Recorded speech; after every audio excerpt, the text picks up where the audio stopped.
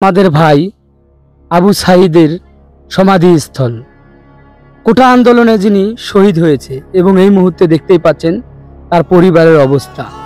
এবং এই মানুষটাই আজকে আমাদেরকে চোখে আঙ্গুল দিয়ে দেখিয়ে গিয়েছে যে আমাদের তো কোঠা নেই, আমি তো যাব কোঠা আন্দোলনে। এবং এইটাই হচ্ছে তার বাড়ি। এবং অনেক মেধাবী স্টুডেন্ট ছিলেন আমাদেরই ভাই আবু সাঈদ।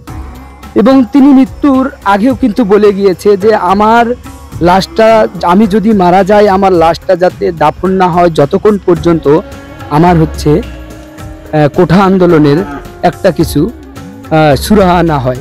এবং একটা দরিদ্র ফ্যামিলি থেকে আজকে সে এত মেধাবী, এবং সে বেঁচে থাকলে পারত তার ফ্যামিলির বাবা মার ভাই বোনের আত্মীয় স্বজনের অভাব মিটাইতে পারত। তার অসম্পূর্ণ কাজগুলো এখন করবে কে? যে তার হচ্ছে এই যে হচ্ছে তাদের ফ্যামিলির অবস্থা বর্তমানে, এবং এই বাড়ি আদৌ কি কমপ্লিট হবে কি না আমি বলতে পারতেছি না।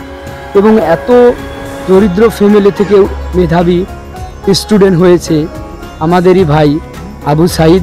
এবং দেখতেই পাচ্ছেন যে তার বাড়ির বর্তমান অবস্থা, এবং সেই তার জন্যই কিন্তু আজকে কোঠা আন্দোলন যে আমরা দেখতে পাচ্ছি, তার মৃত্যুতে কিন্তু আরও বেশি প্রভাব পড়েছিল এবং সারা বাংলাদেশের স্টুডেন্টরা কিন্তু জাগ্রত হয়েছিল।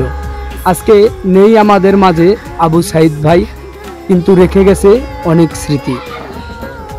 একজন মেধাবী স্টুডেন্ট যদি বেঁচে থাকতো, এরকম শত শত লক্ষ লক্ষ অনুদান সে কিন্তু নিজেই কামাইতে পারত, কিন্তু আজকে তার বাড়িতে আসতেছে অনুদান। এত মেধাবী একটা স্টুডেন্ট আমাদের মাঝ থেকে হারিয়ে গিয়েছে, আসলে বলে বোঝানোর ভাষা নেই। আমিও মর্মাহত। তার যে দৃশ্য আমরা দেখেছি এবং যে পুলিশ যে ঘটনা ঘটিয়েছে, তার আমরা দৃষ্টান্তমূলক শাস্তি চাই। এইটাই হচ্ছে আমাদের ভাই আবু সাঈদের বাড়ি।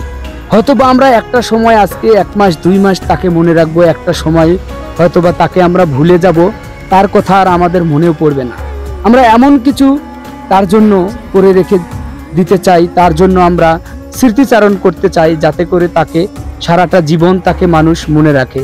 যেমনটি ভাষা আন্দোলনে মনে রেখেছে রফিক, জব্বার, আরও অনেক বিশিষ্ট উপাধি ব্যক্তি রয়েছে, তাদের মতো আমরাও স্মরণীয় দিন হিসাবে দেখতে চাই আমাদের আবু সাঈদ ভাইয়ের সেই দিনটাকে।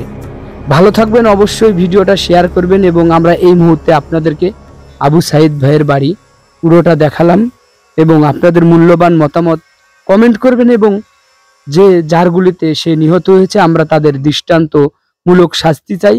এবং আমরা চাই যে আবু সাঈদ ভাইয়ের নামে প্রত্যেক বছরে বছরে আমরা দোয়া এবং মাহফিলের ব্যবস্থা করতে, এবং তার আত্মার মাগফিরাত কামনা করার জন্য।